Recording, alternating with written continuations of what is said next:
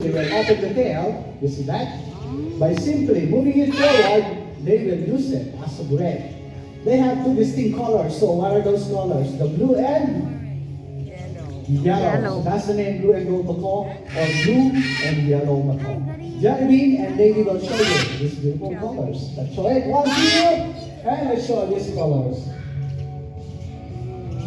Wow. All right, there you go. Great job. And aside from that, as you can see, this bird, they have this curved, powerful beak which they use to break the shell, even the hardest nuts in the wall, just like the walnut. So we're going to customize the bucket here. Bulky, jelly bean and lady will put the bucket all the way up to get this special beak inside. Once again, this is to showcase how these birds use their beak and the beak. So let's see.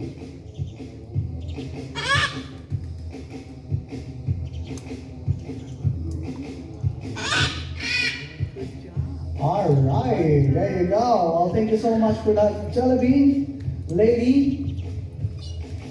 But if it's flat, it will grows again. Okay? All right. So and by review, it's projecting backward. Okay? And you can also see the scale of the feet. That's why this bird or these animals is closely related to the reptiles. Okay? Just like snakes and other dinosaurs. Now. Okay, see, she opened the tail, moving forward, and she landed. So now let's go. Ecology can solve the global waste problem.